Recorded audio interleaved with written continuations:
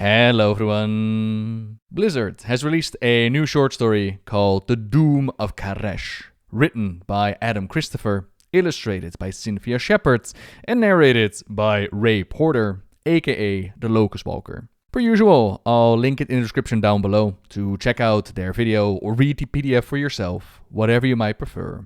Now the story takes place at the beginning of the War Within, the pre-event where Xal'atath is hitting all the right buttons with Valyria, and Locust Walker shares his fears, his warnings that the radiant visions you spoke of are the very same my people had, before our world was consumed by the Void Lord Demensius. What? You don't think... Could Xal'atath be seeking that same fate for Azeroth?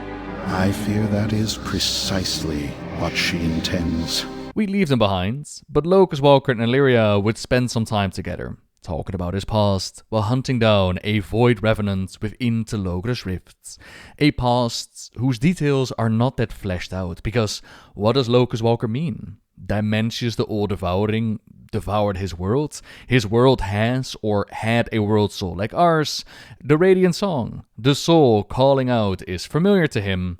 How come? What went down on Karesh? What could we learn for the sake of Azeroth? And that is what this story is all about, telling us more on what happened with Karesh beyond the story that we know, which so far says: the mysterious Ethereals, a race of gifted scientists and magi who originally dwelled on the world of Karesh. In pursuit of knowledge and arcane technologies, they had doomed themselves and their home. The Kareshi had torn open a rift into the void and drawn the wrath of a being known as Dimensius the All-Devouring. Demensius had bathed the world in volatile energies that slowly tore it apart, and the Kareshi had desperately tried to shield themselves from harm. Their efforts had only partially worked. Their magic had blocked Demensius' shadowy power, but raw, arcane energy had shattered their physical bodies. All that remained were their souls, bristling with magic. From that day forward, these incorporeal creatures called themselves Ethereals.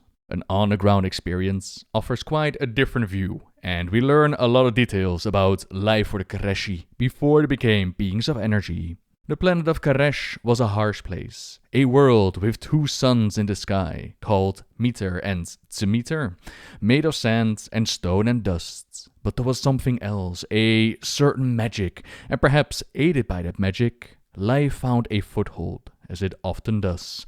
Lessons of survival became their means of innovation, until some millennia later, their society grew into a great web of city-states. Cities like Gestalt and Dervashna.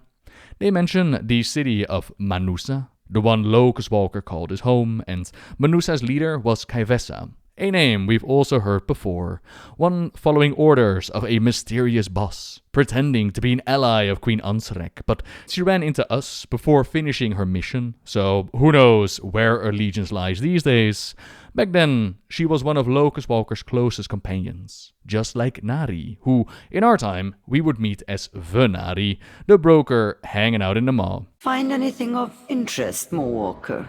For those who hadn't heard yet, Lore Walker with Joe has confirmed that the Ethereals and Brokers share an origin point. They both hail from Karesh and then split off into the Ethereals and the Brokers. There's also the city of Tazavesh, the big market dungeon that we partied through in the Shadowlands with its leader Bilal. The spelldancers, nomads that traveled around, spreading their traditional dance with Locust Walker's love Chryson amongst their numbers.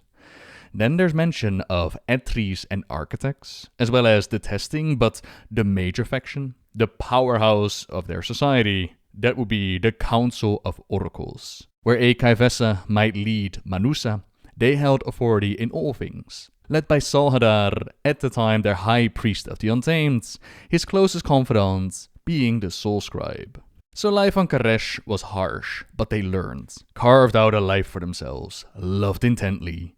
Over time, they evolved, deeper into their research, into their science, and yet there are remnants of ages gone by.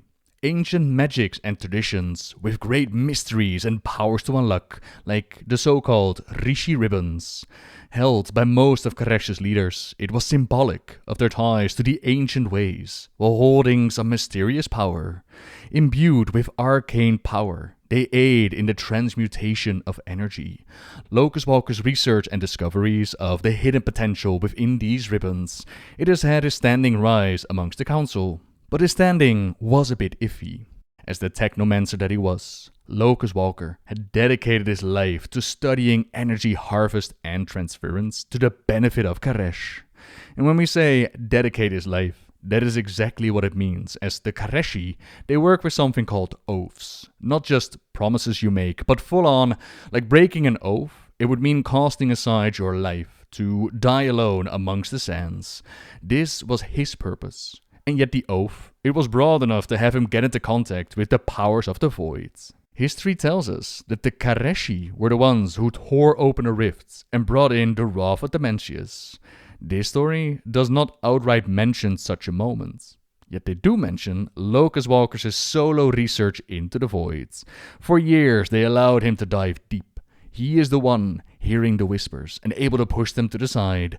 Even hears Xal'atath's voice, the Harbinger of the Void, ringing through his mind, warning him of the coming of Demensius. So, was it the Locust Walker and his research that is actually responsible for weakening the barrier and drawing in the hunger of Demensius? He was really quick to point his finger to Xal'atath, connecting the Radiant Song to the Harbinger, bringing in Demensius, to then feast on Azeroth like he had done at Karesh. But is that what happened back then? It's left open for interpretation, with a lot of implications if proven true. All the same, his research into the voids, being able to transform the abstract into real, is what also allowed him to figure out why some other people are hearing the voice ringing out, the so-called Radiant Song, because they didn't have a King of Diamonds to communicate for them. Imagine just randomly starting to hear a voice, barely a whisper on the winds, a song in your heart, not knowing what it's all about. It's not a direct line spoiling you for what is to come, so you do not trust it. Some called it a conspiracy. Some full-on leaned into it. He dedicated his research to figuring out what was going on, and he realized it was actually the soul of their world calling out to them. Sharing his findings, had the leadership publicly brand him as someone going beyond his oaths, that he should stop spreading these lies, but in truth, they believed him. From the Salhadar to Nari, Kaivessa to Bilal, they believed his research and actually wanted their void sorcerer to go deeper. The sharpest minds and the most trusted of their kind had come together as the revel, and they wanted him to join them. Interesting to note is that the Soul Scribe was not amongst their numbers. They allow him to retake his oaths, now once sworn to that which Karesh calls you. He was named Locust Walker by Salhadar, just in time for the sky to darken. Violet, the color of the void itself, as the old devouring had come. When history says that Demensius slowly tore the world apart, it wasn't kidding. Weeks and months, the Kareshi's world was bathed in darkness. A perpetual midnight, one might say. Its fear seasoning the world. A tasty snack for when Dimensius was ready to crack open the world and devour the soul within.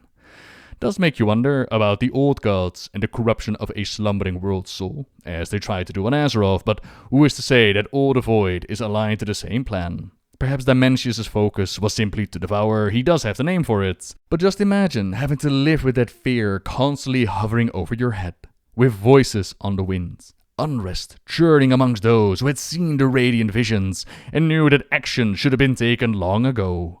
To quell the unrest, their oracles put out a plan to banish the long and evil night, a plan that was rooted not in technomancy, but in their ancient ways, which brought comfort. Enough so for the people to just return to their daily lives while doom hovered above them. Either the Kareshi were stronger than I had hoped, or their memories were shorter than I expected. Perhaps it was a little bit of both, the Locust Walker thought. With the population finding relief in their old traditions, Locust Walker continued his studies, all the while hearing the voices. There's Karesh, there's the Void, and of course there's Xal'atath. Although they do not outright name her, He probably didn't even know it was her until much later, until it was far too late, warning him of the coming of Dimensius, which does put her relation with the Devourer into question. In time, the Locust Walker does come up with a plan to save all of them. While some amongst the Revel no longer trusted him, Nari and Kaivessa still held strong, and Xal'atath made the final ruling. The Revel is led by the Locust Walker. As he commands, so we obey. Through the devices of his design, they can use the Rishi ribbons to power reactors, which in turn would turn on arcane shields to protect them. Their sacred artifacts can transmute any kind of energy into pure arcane power. This power can be harnessed and funneled through the cores of great reactors, which did make me wonder if this is where Xal'atath got the idea from for the Dark Heart, as the Dark Heart is also able to convert any energy but into the void. The shields go up just in time to hold off the inevitable. For the first time amidst the backdrop of the devouring war, it seemed Karesh could win, but they were saved from one doom, yet condemned to another fate entirely. It is all about perspective. Years followed. Demensius loomed above, but their protections held. The Kareshi would survive underneath the bubbles. But that on the outside, like their twin sons, they had already been consumed by the Devourer. Karesh did not suffer the siege in silence. We had the Untamed, the Exchange, the Testing, and the Architect united and battled against the unknowable void with spell and incantation, machine and ingenious device. The barriers held, but for how long? Dimensius did not concern himself with weeks or years. This was a being that dealt in eternities. And as we know from history, in this time, the Ethereals transformed. But looking back on it in the history books, it makes it seem small. Almost instant and a mercy. Quite the opposite though. Their own creations that were keeping them safe from the threat above. It was also flaying them alive. A process they called wasting. As the barriers were built, those who worked upon them began to wither and weaken. Their skin peeling away, scorched to ash like in a great fire. Perhaps his calculations and work should have been questioned. If they saw what I saw, knew what I knew, suspect what I hid from them, I would have found a solution, he wondered to himself. The wasting spread across their people. They began a practice of wrapping their disintegrating forms in layered bindings. In time, the barriers were protecting city-states, populated by faceless, featureless beings. Imagine slowly transforming like that. The panic feeding into the void, it feeding into the chaos. Kareshi turned on Kareshi. The superstitions that took hold of their people. Technomancers and mages turned from data to crumbling tomes, lifted from ancient crypts, in spells and magics from other times and places. Not even the oracles could govern and control their people, and it was only their oaths, so sacred, that kept complete anarchy at bay. His calculations proved even more wrong. The Rishi ribbons were perfect in their ability to transmute any and all energies, including those of the void. While they powered the barriers, channeling energy between the network of arcane reactors that now covered Karesh, their very nature meant that the process was of its own volition, happening in reverse as well. Arcane energy kept increasing over so many years, and this was the true cause of the wasting. The barriers would survive, but those trapped beneath them would not. Even if Dimensius were one day able to penetrate our defenses, the world he consumed would be a dead one. You must find a way to stop her. The Rishi ribbons were causing massive damage, but what choice did they have? And they had one more secret to unlock. They had also started to transform the Kareshi, their beings, into debt of energy, something he had noticed happening to his beloved Chrisen, and that would be their way out of this mess. As beings of energy, they could go anywhere. They would not need this world anymore. Xal'atath knew this as well. Her encouraging voice in his mind. The time of the Kareshi's ascendance would soon be upon them. But would the others still listen to him? Nari, Kaivessa, and Chrisen advocating for his desperate play. Others called it blasphemy. Did not trust the Void Sorcerer. And then Xal'atath tells them that he will need some time to think before they make a decision. Locust Walker knows that he got no time to waste though. He knows each moment is precious, already gathering as many ribbons as he can. On the third day, Nari gets a report from her network. that there were no ribbons left to pick up. Xal'atath had already gathered them, and Locust Walker for the briefest moment is hopeful that this means that they've decided to move forward with his plan. But Nari urges to be cautious. There have been many rumors about their high priest, who is set to make an announcement. As they always had, Kaivessa, Nari, and Chryson, they stand at the Locust Walker's side, while High Priest Xal'atath now has the Soul Scribe next to him. Well, High Priest no longer. Xal'atath embraces the title a new oath of High King, the title we know him best with, going back to when we fought him with the Burning Crusade. The High King reveals to the public the true reason for their wasting. Not an accident, but done on purpose, by those who schemed and plotted, who sought the doom of the Kareshi, even as we fought for our very survival. Arch-traitor Locust Walker and his companions were blamed. Just as above them, the barrier cracks open, and the void roils back in with force. The true traitors, of course, being Xal'atath and the Soul Scribe, whispering amongst each other as hell around them broke loose. Locust Walker and crew are able to fight their way through the crowd, as all around them, the city falls to riots and darkness, and what hope I once had vanished, along with the barriers that protected us. And that's where the story ends as well. At least the details on what went down on Karesh. He remarks that together with Nari, he was able to eventually succeed in their task. The Rishi ribbon saved them, transmuting their people. They survived, while Dimensius closed in, and Karesh was consumed. Now the next patch is gonna take us to Karesh, where we'll learn more on what happened in the Devouring War. So I'll keep what we know on the PTR to myself to keep it a bit spoiler free.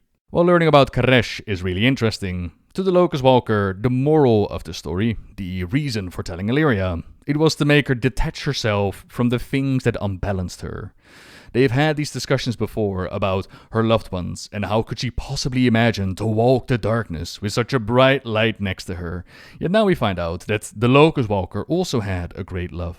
One that was his rock in the storm of trying to figure out what was going on, what they could do in order to survive this. Even after years of torment, she did not blame him for their predicaments. She is afraid, absolutely, but at least he'd given them the chance to die as Kareshi, not as some terrible corruption of the void.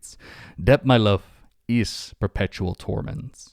A torment she somehow, someway was still forced to endure, as it turns out that the void revenant they've been tracking is actually what is left of Chryson. The romantic in me wants to believe that it's their connection that has drawn this revenant back to him, but the possibility of this actually being Xal'atath messing with him, sending this dark gift to get to him, it's also one to consider. The heart belonged to him. He had told Windrunner as they had set out, and it would be, for all eternity. For Illyria, these are not distractions though, or things that got her off balance, quite the opposite. They are the things that give her strength, which we'd seen on full display when she had to come face to face with the Harbinger. The Void makes an easy mark of those that it's capable of isolating, which is what allowed Illyria to rise up against Xal'atath, and what opened the door for the Locust Walker to be her biggest victim. For there is a lot of room for detail left to give. Imagine if in the darkness and the shadows, the Locust Walker was listening to Xal'atath. He did his research, did his calculations, and while desperately wanted to save his people, inadvertently opened the door for the ultimate fate. The Harbinger is really good at whispering from the shadows, creating these opportunities in which her victims, they have no other choice but to sign up with her. In most cases believing that she's on their side, offering salvation, offering something so good, but so many before them have fallen. Still leaves the question, what is it that Xal'atath wants? Her promos make mention of claiming our world's soul, but why exactly? Simply to have power enough to rise up against any that dare to stand against her? Is it simply the hunger of the void? Or does she know more than we do? Does she have an alternative motive? And speaking of the world's soul, what happened to the world soul of Karesh during their time of the siege? Did its radiant song become more desperate? Did it slumber? Did it try to take a role in the war, similar to how Azeroth tried to help us? And what about that history that came before? The scrolls and superstitions of their people? What beings have visited Karesh and pushed their destiny? Where did Xal'atath and Demensius come from? So many things still left to answer, but it was definitely brilliant learning more about Karesh, the Ethereals, the Brokers, Demensius, and the Devouring War, while leaving plenty still to be explained of those final days. A step between this story and what we'll find on Karesh, which I'm hoping we're gonna get like an animated video for. Like, imagine seeing bits of the Devouring War, like the ending of it. Imagine in a cutscene form, in an animation form, but you never know, right? For now though, this is what we got. Hope you're up to speed. Hope you enjoyed per usual. If you did, make sure to subscribe, leave a like. You know how YouTube works. Have a wonderful weekend. And until next time, see ya!